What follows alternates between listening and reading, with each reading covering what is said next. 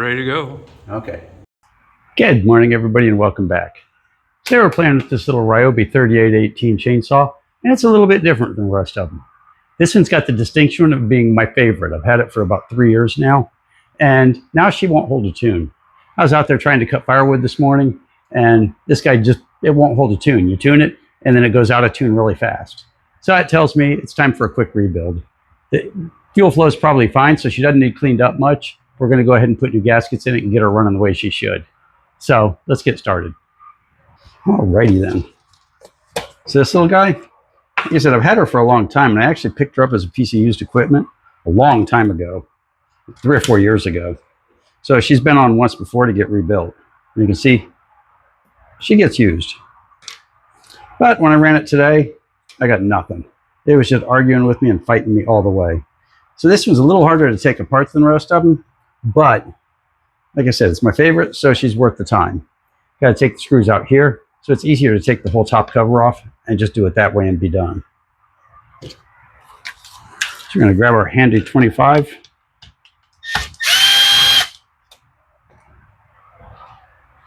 It's kind of funny, even though I've had this thing all this time, I haven't worked on it forever. I just vaguely remember how this thing goes together. But I've got faith.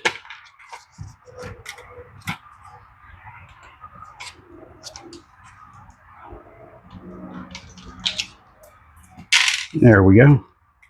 You know, I'm hoping I can get it over the plug, but it doesn't look like I can. And since it's been a few years, wouldn't hurt to put a new spark plug in it anyway. God knows what she's got. There we go. She might come off a little bit easier. I don't know if you saw that, but I caught that in the air. And she's almost coming, and she's almost coming. And she's hanging up on everything.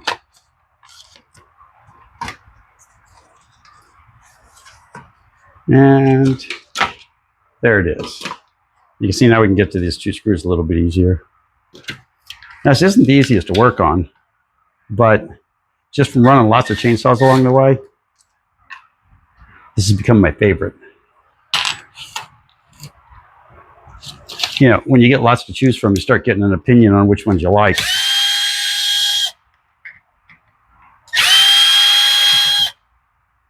There you go. We should have one more underneath here. And we do. And we're using a T20 for all these.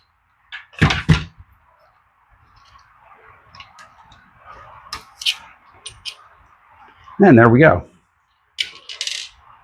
So let's go ahead and... Fuel line came off easy, but it looks okay.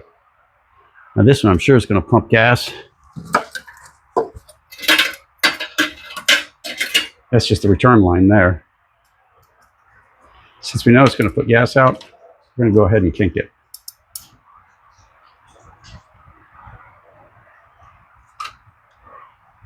Come on, buddy.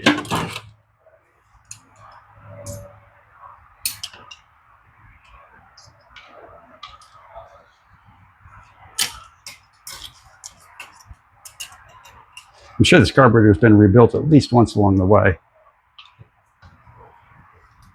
And I say that because it's factory Zama carburetor.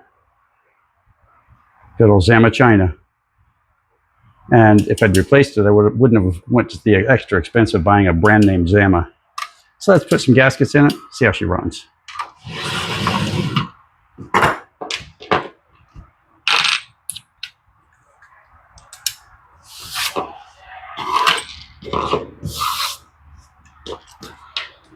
Okay, we'll start with the metering diaphragm.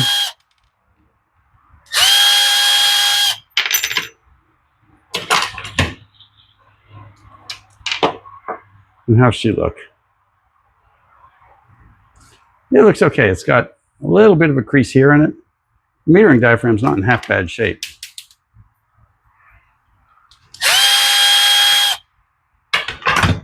Let's have a look at the fuel gasket, or the fuel diaphragm, or whatever you want to call it. Okay, you can see quite a bit of bow there. Whoops. You can see we've got quite a big bow here, and another one going the other direction here. So the fuel gasket's probably not run the way it could. So that means it's probably not feeding it fuel quite as quick as it should. And that would definitely explain the behavior. Okay, we don't have a gasket that matches this one, so I'll see you tomorrow morning. I'll order some parts up and we'll fix this tomorrow. I ended up waiting a day and a half for the parts. When I ordered the parts, it was 84 degrees outside, and now it's 29 outside. So we're going to be testing it indoors when we get to that part. I'll tell you, I didn't think winter was ever going to come to Texas this year. I thought we'd gotten away with one. When you're ordering one, hold your old one up to the computer and check every single little hole and make sure you get the right one. That's important. Because if it's not perfect, it's just simply not going to work. Every single little hole, every little dent, they have to be ideal or it's wrong. Okay, we used the old gasket. Now what we're going to do is we're going to use one finger to hold the throttle, just a little. Let's pinch this like so. So I'm saying we're going to use one finger to hold the throttle a little. We can use the rest to drop it back in place. The rest of the fingers. And it's just that easy. Now, if I didn't know the history on this, I would have run this through the ultrasonic. But since I know the history of it and I know it hasn't taken any serious abuse, I know we don't have to. So next up, we've got the plate. And this particular, there's either a 4-bolt or a 2-bolt. The ones with 2 bolts always have the little notch in it. So you want to line up with the little notch and put your, wrong order. Put your gasket on, your metering diaphragm, and your gasket, like so, on the plate. If it doesn't have the plate, you'll have a notch on your carburetor to make it easy. And you'll see there's a little hole in the carburetor here, which tells you where to line everything up.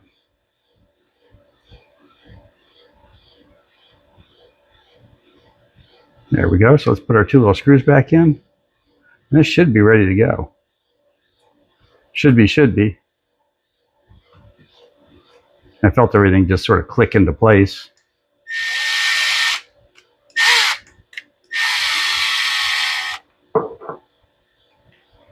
And if you're using a tool like this, be gentle. If you don't have one that'll go really slow like that, with a variable speed, then I'd suggest using a screwdriver. Because you don't want to bash up the threads. Then you're going to need a tap and die to get your carburetor right again, and it becomes a bigger job. So now with a little bit of luck, with the old parts out of the way, this thing will adjust and hold the adjustment. So let's put her back together and find out. Okay, that done, let's get her back together. First thing we're going to do is the linkage. And every single saw is a little bit different for the linkage and what order you want to do all this.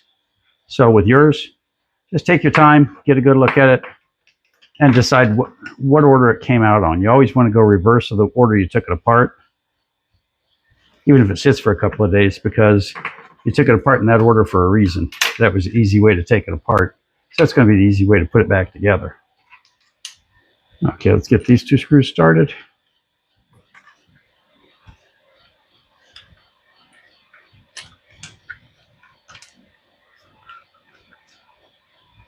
This one seems to be underneath. There it goes. There it goes. Is that it? Yep, that's it. And take your time. Watch things like wires and don't do what we just did. We just pulled the return line off doing it. So let's go back around.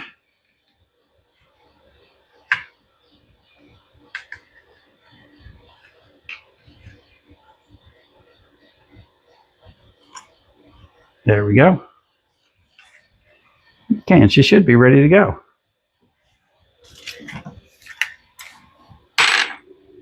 Let's grab our handy T20.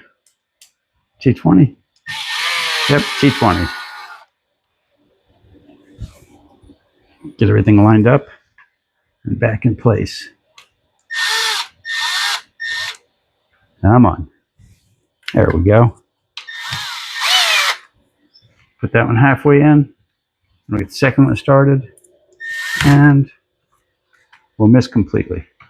Now we'll get the second one started again.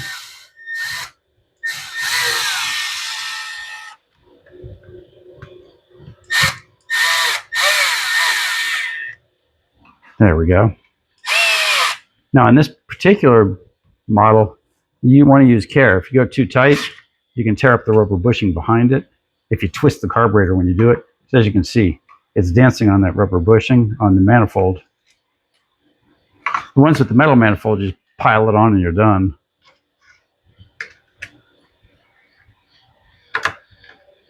Okay, we got one more screw here.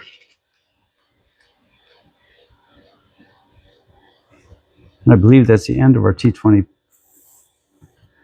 I think we switched to T25 after this one.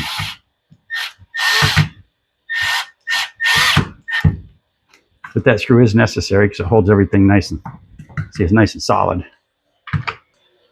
Okay, now for the most entertaining part of all, getting this cover back on. So we're going to pick that up. We're going to put our plug wire more or less on top. And remember, take your time, take your time, take your time. Different covers going differently. And this particular saw is one of the bigger pain in the necks you're going to find. I don't know what to tell you. I like it anyway. See, there you go. And it's mostly in. Now we're going to look for anything hanging up before we pinch it down and put bolts in it. Such as our cutoff switch is hung up. There you go. Now we'll check what else we've got.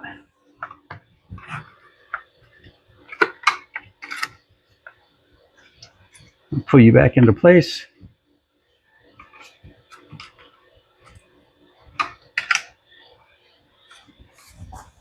Okay, everything looks pretty good. So let's switch back to our T25 and put her all back together.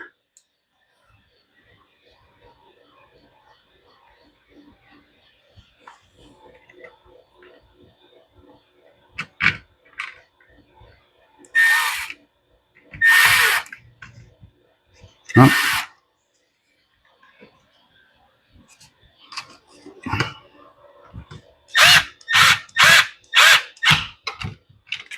There's a 1. Let's get number 2. And again, number 2 is right next to the kill cable. You know, the electrical line that goes from your kill switch to your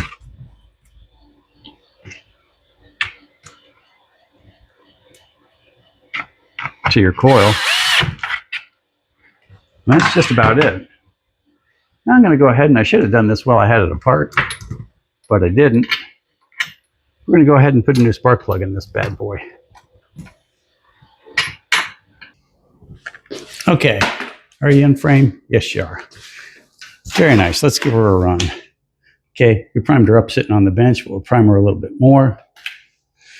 Full choke. Make sure the switch is on. Let's see how she sounds. We got a kick.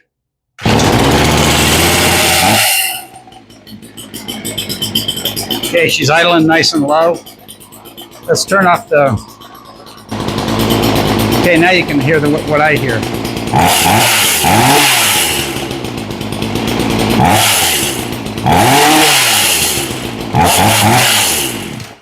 Okay, that's about what I expected out of this one. I expected it to crank up pretty good. So now I'm going to take her out, and we're going to cut up a little bit of wood. I'll run her for about half an hour, and we'll see if she holds her tune.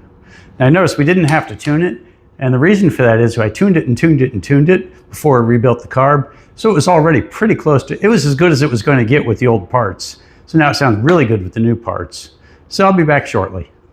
I got out there in the yard and finished off my firewood, and I was cutting steady for about an hour, cutting them into the, standard log sizes. And she stayed nice and steady. I didn't have to retune it at all. Now before we started, with just that little bit of a difference in the fuel gasket, I was tuning it and tuning it and tuning it and just could not get it to run right. Now she sounds nice and smooth, and she still revs solid, even hot. So it looks like we got that one running nice. So you new people out there, if you made it this far, you might as well subscribe. It's free, and it's really what we work for. So thanks for watching, and we'll see you next time.